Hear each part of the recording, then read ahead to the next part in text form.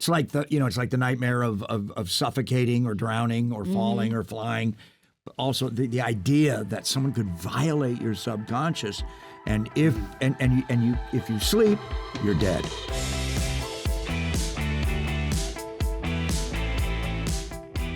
Hey Blenders, it's Sean O'Connell, the managing editor at CinemaBlend and a co-host of the ReelBlend podcast with a very special episode for you guys to listen to.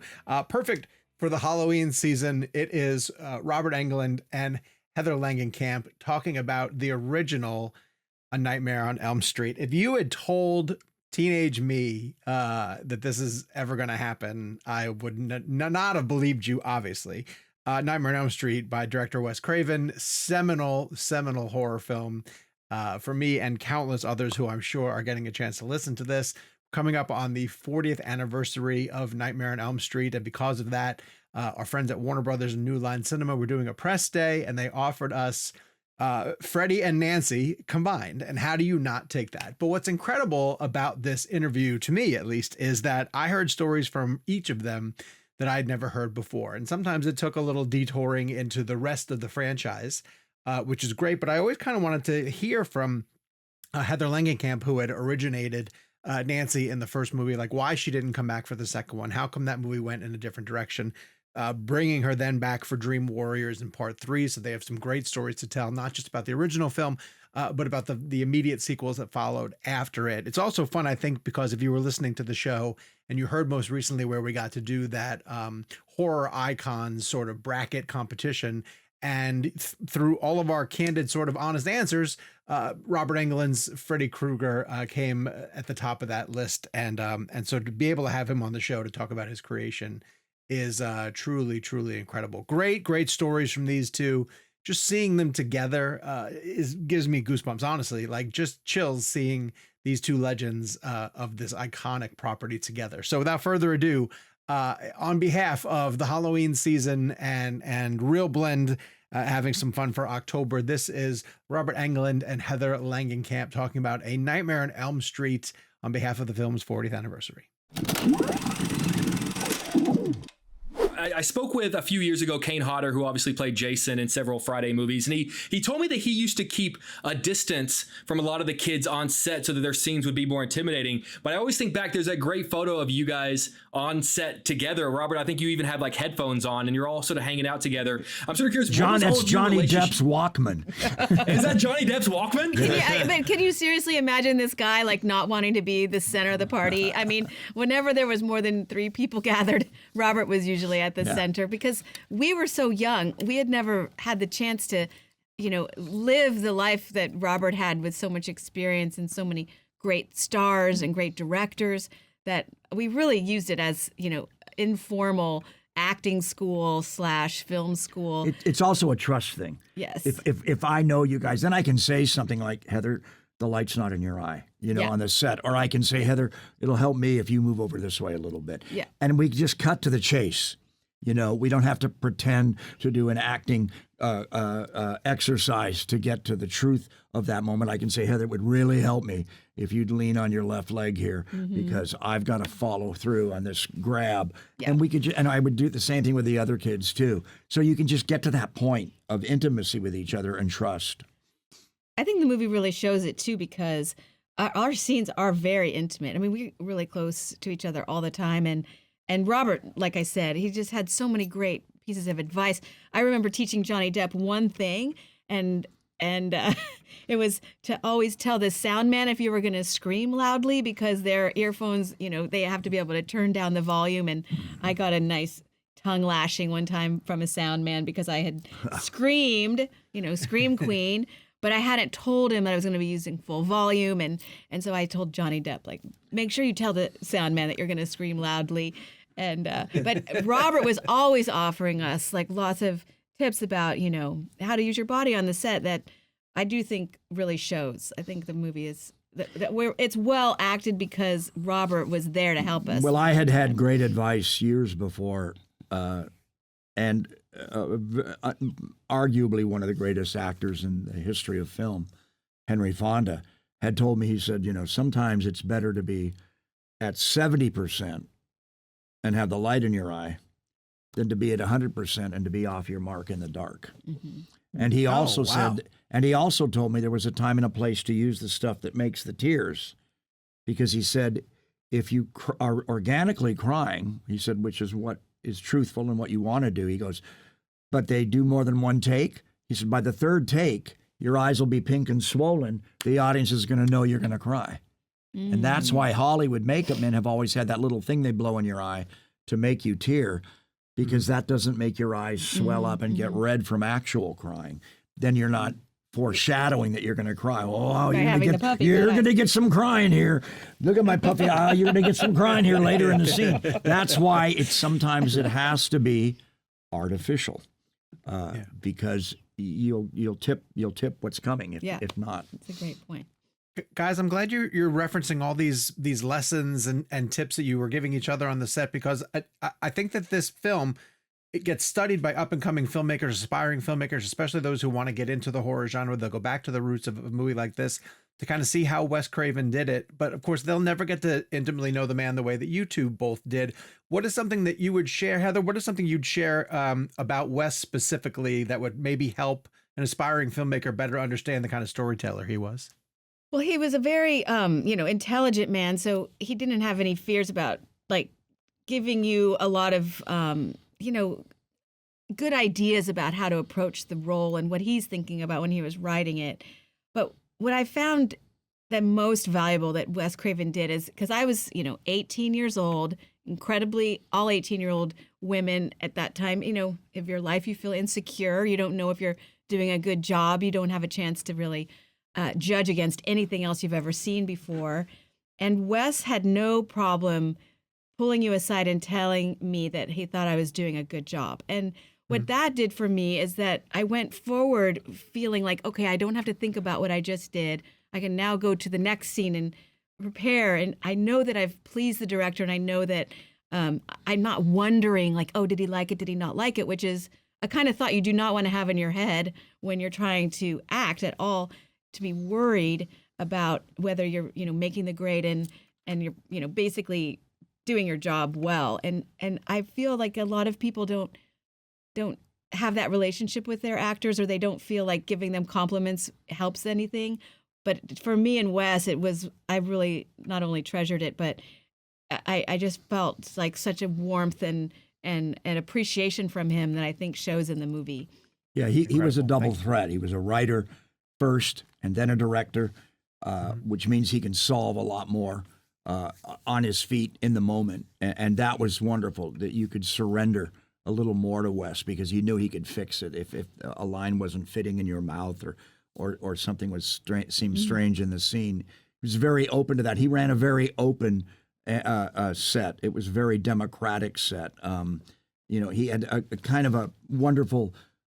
He preserved the 14-year-old boy in him, and he was crack wise. Yeah, there are a lot of goofy moments. A lot of jokes. I don't think, and I mean this absolutely sincerely, I don't think I ever saw him yell or be in a bad mood on the set. And I starred in 3 movies for him and 6 hours of television, and in all that time, I never saw him raise his voice. Incredible. Thank you.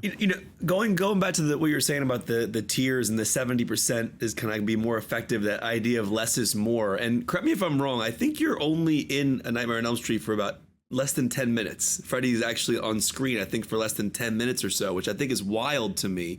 And there are no small monsters, only small actors. Right. The reason I bring that up is because you think about the iconic elements in cinema history. Jaws, less shark is more, because you don't see him; it's more scary. Hannibal Lecter in Silence of the Lambs, I think he's on screen for less than 20 minutes.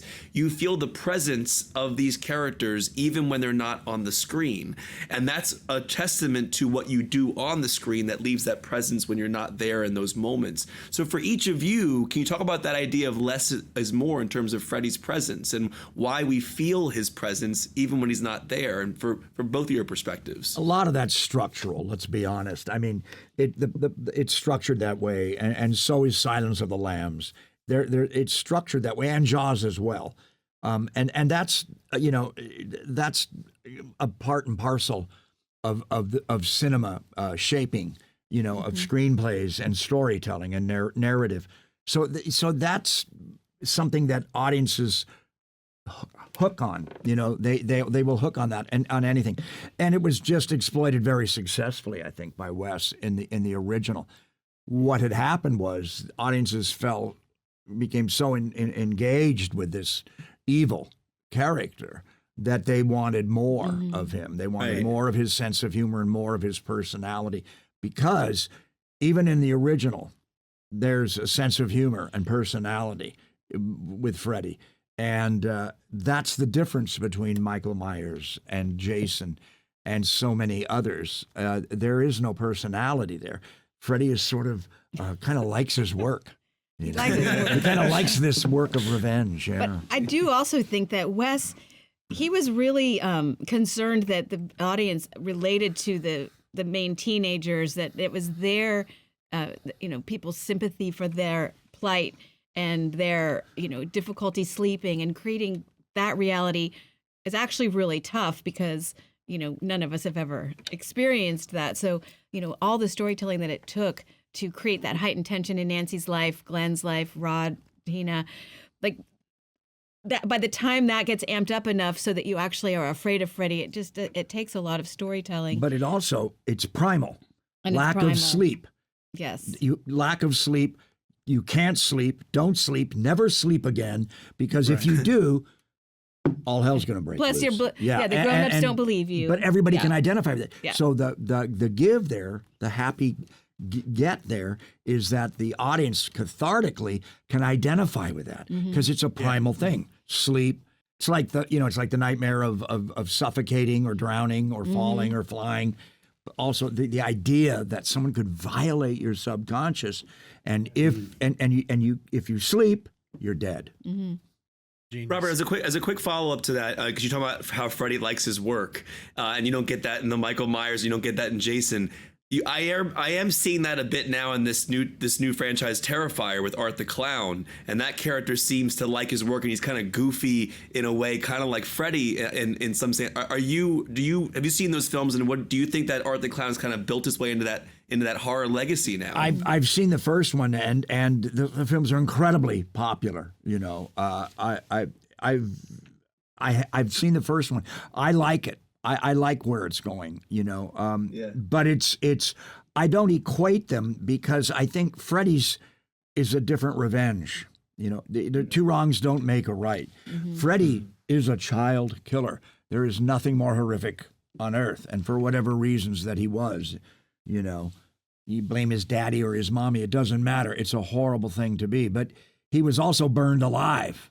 And my theory is he's never quite made it to hell. He's in some suspended purgatory where, if you think about him, and then you know about him, then you dream about him, and he can access it from his particular purgatory. He can access you on a revenge motif. And he wants that. He needs that. It's almost like he's trying to earn his way to hell. He's not quite there yet, but he'd rather be there than this thing, and he has to. So he enjoys his work. Guys, I'm going to tell you, one of my favorite movie experiences ever was whenever I was a kid and Nightmare was my favorite movie, going to see Scream on opening weekend and having a character say Nightmare on Elm Street is my favorite scary movie, and thinking, hey, me too. Yeah. And then she's killed. Yeah. Wes paid so many tributes to Nightmare and Scream, obviously with Drew Barrymore. And then at one point he is dressed as the janitor and named Fred with wearing the sweater. I'm sort of curious, when do you guys remember hearing that was going to be a thing? Was it after the movie came out? Did he say, hey, I'm going to throw some Easter eggs in there? How did you guys become aware of that? I was having dinner on Melrose in a trendy new restaurant, and I looked over, and there was Mariana Magdalena, Wes Craven, and Drew Barrymore in her little short bob. I used to babysit Drew Barrymore when she was a child, a little bit, and I knew her mother. I had an actress friend who was best friends with her mother, and so I knew that, and I hadn't seen Drew since a screening of one of her movies, Poison Ivy or something. And so I just went by the table on the way out to give a hug to Marianne and a hug to Wes and to Drew. And I made a joke. I just said, got to use her. I didn't know about Scream. I just meant they were obviously taking a meeting and I use it. She's great. And Drew got up and gave me a little hug, and that was it. But yeah, I kind of knew they were going to play with it. I heard that. And thank goodness, because the success of Scream 1 sent audiences back to reevaluate Wes Craven's New Nightmare, Part 7. And with what was easy for them to understand about the meta, deconstructed nature of the Scream movies about us, the viewer, with us, the viewer, in them. We know what you know, and we know that you know that we know how you do this stuff, all the tropes and everything. They went back to see Wes's Nightmare 7, and we became, by the time we were out on DVD, we became huge because the Scream movie had taught people how to see Nightmare 7. And I often wonder, Kevin Williamson's script, I never read the original script, but how much of that was part of the original script? Obviously, Wes was attracted to it, and that he agreed to direct that film. I think that was a really lucky circumstance for the Scream people, because Wes did bring, already he'd worked out these meta tropes that he'd already made a full movie, about. And so I always thought, the luck of that pairing was just so fortuitous for Wes and for, Kevin Williamson, that they loved each other and were able to bring that movie to life. Heather, going back to that time when the first movie comes out, nowadays you lock up an actor for 3 movies in a row. They're part of a franchise. Was there conversations to bring you back for Nightmare 2? I looked around to find any kind of information about you being involved. I mean, the idea of the sequel was even so brand new back in 1984 they never even discussed the idea that we knew another movie might be made because of the way we were shooting so many different endings to the script, that Bob Shea was asking us to do this ending and then that ending, and that maybe Freddy's alive and then maybe, he's not. And so that cued me in. But no, they always thought that the house on Elm Street was going to be kind of the nexus of Freddy's power, and the place where he existed was in that, 1428 Elm Street. And that was the place where Freddy was going to haunt the children, and they would just slide in and out of that house. And I think that was their original idea. But eventually, because Wes Craven did have a chance to write the third movie, he really thought that Nancy and Freddy were the main attractions that needed to be brought back, and have that be the story that he wanted to tell. And I'm not unsure that they might have been working on Dream Warriors earlier than we think. Part 2, they did Part 2 because they had that script. I'm not sure, but they may have had that script. And Jack Shoulder, who knew Wes and had edited for Wes before, and the New Line people, that they maybe wanted to do 2 while they were still developing 3, because they obviously, simultaneous to the making of 2 and the writing of 2 and getting 2 out into theaters, Part 1 is still breaking box office records in Tokyo and in Sydney, Australia, and in Helsinki. And they could see that. New Line could see, whoa, we have a huge international hit. We got to do another one with Heather, And they may have known that at some point during the development of 2 and started to develop 3 for Heather, and but it needed the time. But also they wanted to get 2 out there. Yeah, I think the relationship between Bob Shea and Wes also, was probably what I've heard. There was some trouble, so that had to be repaired and smoothed over as well before Wes wrote that script. But he was not invited to direct that script, which was very interesting to me at the time, because it's really hard to act a Wes Craven script without Wes Craven there, because he has so much to add to what he's written. Let me say something about Dream Warriors. Heather sponsored a wonderful charity at the old Whiskey A Go-Go on Sunset Boulevard a couple of years ago, and we all showed up, the cast, to read it. And I should have volunteered to read the in-between dialogue segments. Chuck Russell got to do that. Freddy only has 3 or 4 lines in the whole damn movie. But Come on, you have your best lines. But we're all there, And what Heather had found was the original first draft of Dream Warriors. And it's an Oscar-winning list of screenwriters and Wes, but between the dialogue writing is like reading a Stephen King. It's dark and wonderful. So if you ever see a copy of that first draft, Nightmare on Elm Street Part 3, Dream Warriors, it's just great to have one in your collection. It's that good. And I would love someday again to do a charity and read it. This time I'd like to read it or read it out loud on a radio show or something. And we raised money for the D.D. Hirsch suicide prevention organization, which, because of the themes of Nightmare 3, seemed like the perfect, place to donate the money. But thanks to Robert for showing up. We were really. But that script, that script, that Nightmare 3 script is a great script. And when you look at the writers who contributed to it, they're all-star Hollywood writers. Jake asked that again. Is the line? Was the welcome to primetime line in the original script? Yeah. Well, it's now you're in the it is after we shot it. They put it back, but it was now you're in the big time, Jennifer. Now you're in the big time. Now you made the big time, Jennifer, or you're in the big time now, Jennifer. It didn't quite fit. And welcome to primetime was my improv. So they put them both in there. Yeah.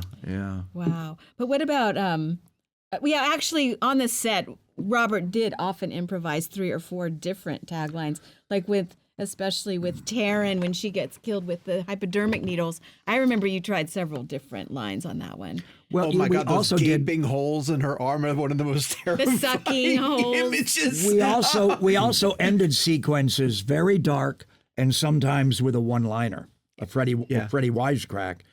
Yeah. And I think that the editors, perhaps, and the producers, and the time frame on some of these movies, it made it easier for them to end with a kind of rim shot, but a bump of a joke or a Freddy laugh or a Freddy make my day line, like Clint Eastwood, to kind of give it punctuation, scenic editorial punctuation. I wish, going back, we had relied a couple of times on some of the darker takes. I know I had a darker take with Kincaid in, that's part 4, I believe. I had a much darker ending to that sequence than we did, almost a Godfather kiss of death thing. They didn't use that. And then there was a couple of others that I just think it would have been better it would have kept Freddy a little darker, a little longer. Gotcha. Wow. Well, we're out of time, guys. I really wish we could have talked to you all day, but we really appreciate you coming on the ReelBlend podcast. Congratulations on Good luck to your all incredible of you. careers. Thank you so much, guys.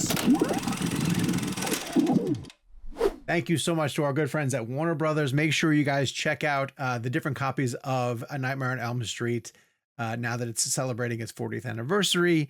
You can also now, I have seen the film is back on Max. You can check it out that way as well, too. Never a bad time to check out the Nightmare films. All of the sequels still really great for their different reasons, but you go back and rewatch that first one and you see what Wes Craven was doing. To have an antagonist that haunts your dreams and you're not able to go to sleep or else you'll be threatened by him is still one of the most terrifying concepts. And I'm really glad that Freddy won our bracket. Reasons to keep it on ReelBlend.